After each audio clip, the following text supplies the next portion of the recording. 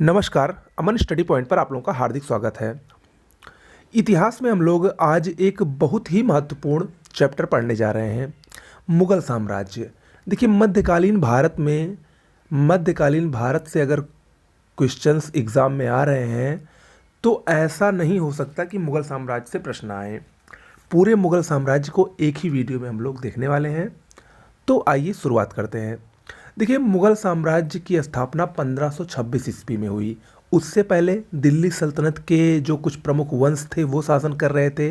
दिल्ली सल्तनत का अंतिम वंश जो कि लोदी वंश था, उसका अंतिम शासक इब्राहिम लोदी, उसको बाबर ने पानीपत के प्रथम युद्ध में हराया और उसके तुरंत बाद मुगल वंश की स्थापना की। ठीक है, तो यानी मुगल वंश का संस्थापक कौन था? बाबर था। और देखिए, मुगल वंश में काफ़ी शक्तिशाली और काफ़ी प्रसिद्ध शासक हुए। सबसे पहले उसका संस्थापक बाबर हुआ, बाबर के बाद हुमायूं, हुमायूं के बाद अकबर, जिसको महान शासक कहा जाता है, अकबर के बाद जहांगीर, फिर शाहजहां और औरंगजेब। इतने महत्वपूर्ण शासक मुगल साम्राज्य में हुए थे, उसको हम लोग देखेंगे आज एक ही वीडियो में। शुरुआत करते हैं। देखिए, जब लोदी वंश का शासन था, उसका अंतिम शासक इब्राहिम लोदी, उसने बाबर से पानीपत के प्रथम युद्ध में लड़ाई की और वो हार गया। और हारने के बाद बाबर ने उसको मारा, वो वीरगति को प्राप्त हुआ और उसी के तुरंत बाद बाबर ने मुगल साम्राज्य की स्थापना की।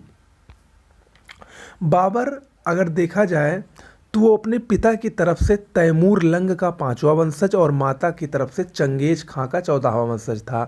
यानी जो दो बहुत पराक्रमशाली योद्धा थे, चंगेज खां और तैमूर खां, उन दोनों का वंशज बाबर अपने आप को मानता था। बाबर ने अपनी आत्मकथा लिखी जिसका नाम था बाबरनामा। इसको तुजुक ए बाबरी भी कहा जाता है और इसने इसको तुर्की भाषा में लिखा था। बाबर ने अपनी आत्मकथा में विजयनगर व मेवाड़ शासक का उल्लेख किया है। विजयनगर शासक कृष्णदेव राय का उसने उल्लेख किया और मेवाड़ के शासक राणा सांगा का उसने अपनी इस पुस्तक में उल्लेख किया है। ये अक्सर पूछा जाता है। बाबरनामा का आगे चलकर अंग्रेजी में अनुवाद बेवरिज ने किया, मिस बेवरिज ने, और इसका फारसी अनुवाद अब्दुल रहीम खान खाना ने किया। ओके, देखिए, बाबर ने 4 युद्ध लड़े थे जो कि बहुत ही महत्वपूर्ण हैं। इनका क्रम याद रखिएगा, इनकी डेट याद रखिएगा। सबसे पहले बाबर ने पानीपत का प्रथम युद्ध 1526 में लड़ा, बाबर और इब्राहिम लोदी के मध्य। इसमें बाबर ने पहली बार तोप खाने का प्रयोग किया और इसी युद्ध में तुगलुमा युद्ध पद्धति, जो कि उज्बेकिस्तान से यानी उज्बेकों से उसने प्राप्त की थी, उसका पहली बार प्रयोग किया गया। पानीपत का प्रथम युद्ध जीतने के बाद बाबर ने अपने आप को कलंदर की उपाधि प्रदान की। ओके, दूसरा युद्ध इसने 1527 में खानवा का युद्ध लड़ा, जो कि बाबर और राणा सांगा के बीच में हुआ, मेवाड़ के शासक राणा सांगा के बीच में हुआ। इसमें भी बाबर की जीत हुई और इस युद्ध को जीतने के बाद बाबर ने गाजी की उपाधि धारण की और जिहाद का नारा दिया। ठीक है, तीसरा युद्ध चंदेरी का युद्ध हुआ 1528 में बाबर और मेदिनी राय के बीच, इसमें भी बाबर की जीत हुई। और चौथा युद्ध 1529 में घाघरा का युद्ध हुआ बाबर और अफगान के बीच में। ठीक है, ये 4 युद्ध जीतने के बाद 1530 में बाबर की मृत्यु हो गई और 1530 में बाबर की मृत्यु के बाद अगला शासक हुमायूं बना। हुमायूं भाइयों के बीच साम्राज्य का विभाजन करने वाला एकमात्र मुगल शासक था। देखिए, हुमायूं का जो शासनकाल था वो काफ़ी दुविधापूर्ण रहा, काफ़ी कष्टमय रहा। वो बार बार निकाला गया। उसी के समय में शेरशाह सूरी आया था, इसीलिए उसको बार बार अपने शासन से हाथ धोना पड़ा था। इस तरह वो हुमायूं का जो शासनकाल है वो बहुत ही महत्वपूर्ण नहीं है। दीन पनाह नगर या और मीना बाजार दिल्ली में इसकी शुरुआत हुमायूं द्वारा ही की गई थी। हुमायूं की आत्मकथा हुमायूंनामा की रचना उसकी सौतेली बहन गुलबदन बेगम ने की। हुमायूं द्वारा 2 बहुत ही प्रमुख युद्ध लड़े गए। पहला युद्ध चौसा का युद्ध 1539 में हुमायूं और शेर खां के बीच में, जिसमें हुमायूं पराजित हुआ। शेर खां यानी शेरशाह सूरी।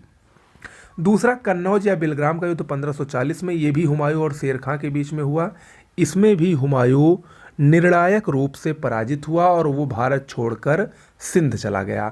और इसी के बाद शेरशाह सूरी द्वारा मध्यकाल में दूसरी बार अफगान सत्ता की स्थापना की गई। ओके, 1556 में हुमायूं की मृत्यु हो गई पुस्तकालय की सीढ़ियों से गिरकर। ओके, आगे बढ़ने से पहले देखिए, इस समय दशहरा और दीपावली का ऑफर हमारे चैनल पर चल रहा है 50% डिस्काउंट के साथ। अगर आपको जीएस, हिंदी और करंट अफेयर्स की सबसे बेहतरीन पीडीएफ नोट्स इनमें से किसी एग्ज़ाम की आप तैयारी कर रहे हैं, साथ में आरओ विधान परिषद की भी तैयारी कर रहे हैं, तो आपको अगर लेना है तो इस नंबर पर व्हाट्सएप या टेलीग्राम के जरिए मैसेज करें, वहाँ पर नोट्स लिख दें, आपको सैंपल दिखाया जाएगा। पसंद आता है तो उसको तुरंत ले लें, आपको सब कुछ कंप्लीट एक ही जगह पर मिलेगा। इससे बेहतर शायद मटेरियल आपको कहीं और ना मिले। जल्दी करें।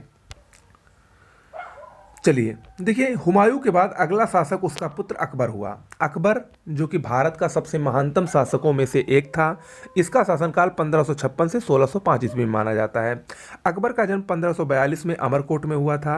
अकबर मुगल वंश का, पूरे मुगल वंश का एकमात्र अनपढ़ मुगल शासक था, यानी वो पढ़ा लिखा नहीं था। अकबर को भारत का प्रथम राष्ट्रीय सम्राट भी कहा जाता है।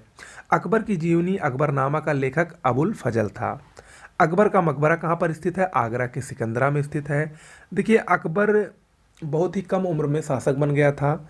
जब अकबर शासक बना तो उसका जो उम्र थी वो मात्र 14 साल की थी, यानी 1556 में उसका राज्याभिषेक हुआ था और 1542 में उसका जन्म हुआ था। तो मात्र 14 वर्ष की अवस्था में वो शासक बनने के कारण वो कुछ दिन तक संरक्षण में रहा। सबसे पहले तो वो 1556 से 1560 तक बैरम खां के संरक्षण में रहा। ठीक है, बैरम खां यानी अब्दुल रहीम खान खाना का पिता। इसके बाद वो कुछ दिन तक 1560 से 1562 तक अपनी एक धाय माँ, जिसका नाम था महामनगा, उसके शासनकाल में रहा, उसके संरक्षण में रहा, जिसको जो कि 1560 से 62 जो कि उसके धाय माँ महामनगा का शासन था, इसको पर्दा शासन या पेटीकोट शासन भी कहा जाता है इतिहास में। ओके, इसी बीच पानीपत का द्वितीय युद्ध होता है 1556 में हेमू और बैरम खां, यानी इसको माना जाता है कि ये हेमू और अकबर के बीच में हुआ है, लेकिन अकबर उस समय छोटा था और उसका संरक्षक बैरम खां था, तो उसकी लड़ाई किसने लड़ी थी? बैरम खां ने लड़ी थी। और बैरम खां ने हेमू को पराजित किया था और इसी विजय के साथ मुगल विजय हुए थे और अफगानों की सत्ता सदैव के लिए समाप्त हो गई थी। ओके, हेमू के बारे में जान लेते हैं। हेमू का नाम, वास्तविक नाम हेमचंद्र था और हेमू दिल्ली के सिंहासन पर बैठने वाला पहला और अंतिम हिंदू सम्राट था। ठीक है, आगे बढ़ते हैं। अकबर के सर्वप्रथम वैवाहिक संबंध कछवाहा वंश से हुए। बहुत बार ये क्वेश्चन आ चुका है पेपर में। उसने सबसे पहले अजमेर के राजा भारमल की पुत्री से अपना विवाह किया। अकबर के किस अभियान को स्मिथ ने ऐतिहासिक दूरगामी आक्रमण कहा? गुजरात अभियान। 1572 ईस्वी में गुजरात अभियान के दौरान अकबर ने पहली बार समुद्र के दर्शन किए। महान इतिहासकार स्मिथ ने इसी अभियान को ऐतिहासिक द्रुतगामी आक्रमण कहा था और इसी इसी गुजरात विजय के उपलक्ष्य में फतेहपुर सीकरी में अकबर ने बुलंद दरवाजा का निर्माण कराया था। अकबर का अंतिम अभियान असीरगढ़ का अभियान था 1601 ईस्वी में। 1576 में हल्दीघाटी का युद्ध महाराणा प्रताप और अकबर के सेनापति मान सिंह के बीच में हुआ, जिसमें महाराणा प्रताप की पराजय हुई थी। ठीक है, अकबर द्वारा देखिए कुछ सामाजिक महत्वपूर्ण कार्य किए गए, जिसमें सबसे पहला कार्य 1564 ईस्वी में इसने जजिया कर की समाप्ति की। 1575 में फतेहपुर सीकरी में इबादत खाना का निर्माण करवाया। इबादत खाना एक धार्मिक चर्चा का भवन था। 1582 में इसने दीन इलाही नामक एक धर्म की स्थापना करवाई। इसका प्रधान पुरोहित अबुल फजल था और इसमें सम्मिलित होने वाला पहला हिंदू कौन था? पहला हिंदू बीरबल था। ठीक है, इलाही संबत का प्रारंभ 1583 ईस्वी में हुआ। सुलह एक कुल सिद्धांत का प्रतिपादन भी अकबर ने ही किया। मनसबदारी व्यवस्था का भी प्रारंभ अकबर ने ही किया 1575 ईस्वी में। इसके अलावा अनुवाद विभाग की स्थापना भी अकबर ने ही की और जिसके अंडर में, इसी के अंदर अनुवाद विभाग के अंतर्गत विभिन्न कृतियों के फारसी में अनुवाद किए गए थे। ओके, अकबर के दरबार में नौरत्न भी रहते थे। इनसे कभी कभी क्वेश्चन आ जाता है। वो नौरत्न कौन कौन से थे? बीरबल, जिनको महेश दास भी, जिनका वास्तविक नाम महेश दास था, अबुल फजल, अब्दुल रहीम खान खाना, तानसेन। तानसेन ये संगीत के सम्राट थे, इनका ग्वालियर में जन्म हुआ था। मान सिंह, टोडरमल, फैजी, हकीम हुमाम और मुल्ला दो प्याजा, ये अकबर के 9 रत्न थे। ठीक है, अकबर के बाद उसका पुत्र जहांगीर, जिसको सलीम भी कहा जाता था, वो गद्दी पर बैठता है। 1605 से 1627 ईस्वी तक उसका शासनकाल था। जहांगीर की आत्मकथा का नाम तुजुक ए जहांगीरी है। फारसी भाषा में उसने अपनी आत्मकथा को लिखा है। जहांगीर का मकबरा भारत से बाहर स्थित है, लाहौर के शाहदरा में। जहांगीर की पत्नी का नाम मेहरुन्निसा था। इसको नूर जहाँ की और नूर महल की उपाधि दी गई थी। ओके। जहांगीर अपने शुद्ध सोने की न्याय की जंजीर के लिए प्रसिद्ध था।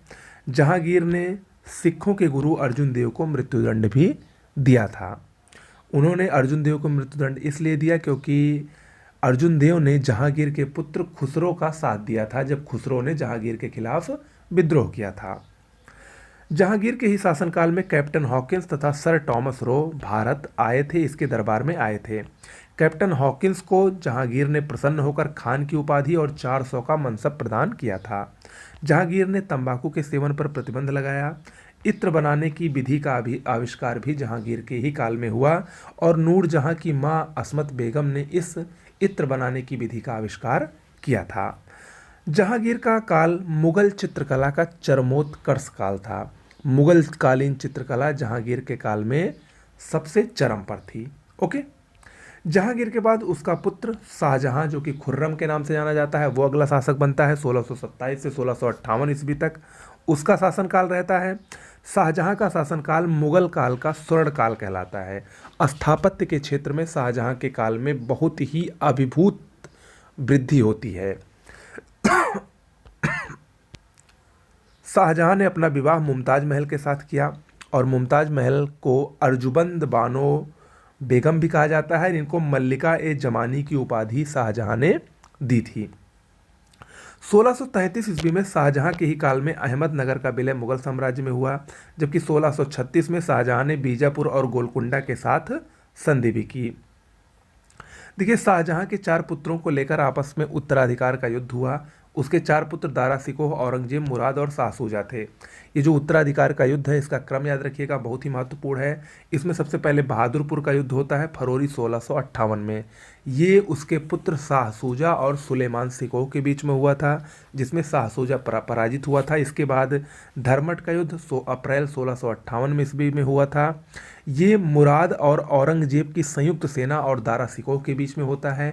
इसमें मुराद और औरंगजेब की संयुक्त सेना विजयी होती है और दारा सिकोह पराजित होता है।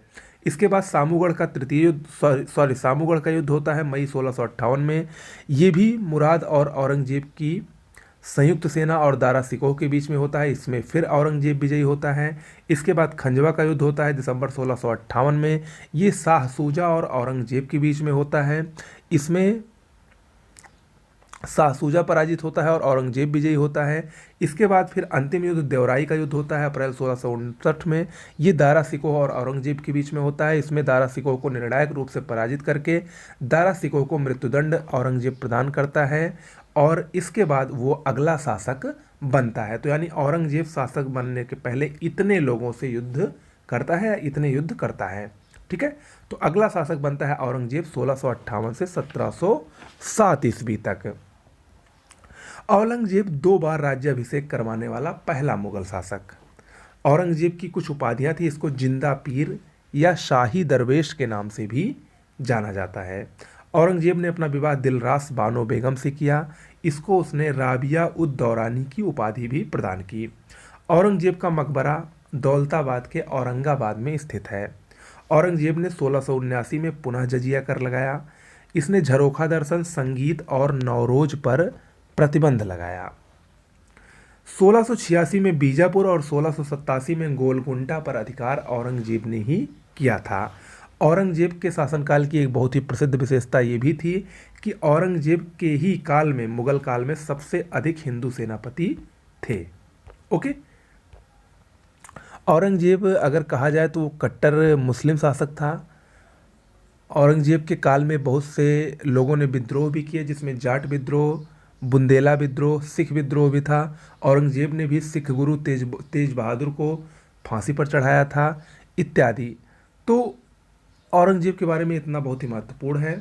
इस प्रकार से हम लोगों ने मुगल साम्राज्य के जो कुछ प्रमुख शासक थे उनके बारे में जो महत्वपूर्ण बातें थी वो देखा।